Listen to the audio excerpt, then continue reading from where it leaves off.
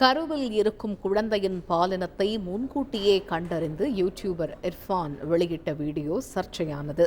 மருத்துவம் மற்றும் ஊரக நலப் பணிகள் இயக்குநர் இது தொடர்பாக இர்ஃபானுக்கு நோட்டீஸ் வழங்கியிருந்தார். இந்த நிலையில் இர்ஃபான் நேரில் சென்று மன்னிப்பு கேட்டிருக்கிறார்.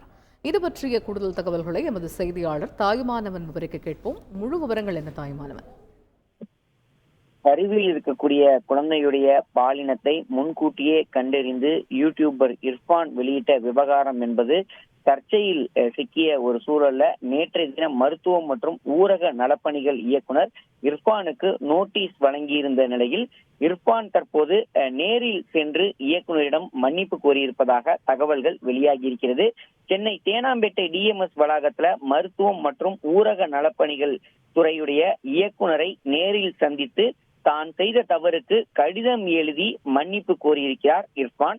இர்ஃபானுடைய மன்னிப்பு கடிதத்தை சுகாதாரத்துறை அதிகாரிகள் ஏற்றுக்கொண்டிருக்கக்கூடிய நிலையில 3 மில்லியன் ஃபாலோவர்ஸை கொண்ட இர்ஃபான் இது போன்ற தவறை செய்யக்கூடாது எனவும் சட்டத்திட்டத்திற்கு உட்பட்டு வீடியோக்களை வெளியிட வேண்டும் எனவும் குறிப்பாக சிசு கலைப்பு குறித்தான விழிப்புணர்வு காணொளியை வெளியிட வேண்டும் என அதிகாரிகள் நிபந்தனை தெரிவித்து அவருடைய மன்னிப்பு கடிதத்தை ஏற்றுக்கொண்டிருந்தனர்.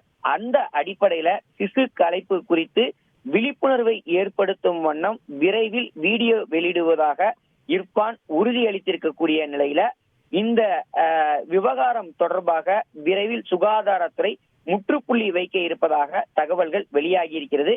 அதாவது இர்ஃபானுடைய மன்னிப்பை ஏற்று இந்த இர்ஃபானுடைய அந்த சர்ச்சைக்குரிய இந்த பிரச்சனைக்கு முற்றுப்புள்ளி வைக்க சுகாதாரத்துறை தயாராகி இருப்பதாக தகவல்கள் வெளியாகி இருக்கிறது. முன்னதாக இர்ஃபானுடைய அலுவலகத்திற்கு நேரில் சென்ற சுகாதாரத்துறை குழுவினர் நேரில் சென்று விசாரணை மேற்கொண்ட நிலையில இன்று மதியம் 1 மணிக்கு அந்த விசாரணை என்பது நடைபெற்றிருந்தது. அந்த விசாரணையின் போதே இர்ஃபான் நேரிலே சுகாதாரத்துறை விசாரணை குழுவிடம் பல்வேறு கருத்துக்களை தெரிவித்திருந்தார். குறிப்பாக தான் பதிவிட்ட அந்த வீடியோவை தானே நேற்றைய தினமே நீக்கிவிட்டதாகவும் நிபந்தனையற்ற மன்னிப்பு கோருவதாகவும் அவர் குறிப்பிட்டிருந்தார். தொடர்ச்சியாக பல்வேறு நிபந்தனைகள் அப்போதே சுகாதாரத்துறை அதிகாரிகள் கொண்ட அந்த குழுவினர் தெரிவித்திருந்தார்கள். குறிப்பாக சிசு கலைப்பு குறித்தான விழிப்புணர்வை ஏற்படுத்தக்கூடிய வீடியோவை நீங்கள் உடனடியாக பதிவேற்ற வேண்டும் உள்ளிட்ட பல்வேறு நிபந்தனைகளை அவர்கள் வெளியிட்ட ஒரு சூழல்ல இர்ஃபானும் அதனை ஏற்றுக்கொண்டு அது தொடர்பான வீடியோவை சமூக வலைதளங்கள்ல வெளியிடுவதாகவும் விழிப்புணர்வை ஏற்படுத்துவதாகவும் தெரிவித்திருந்தார்.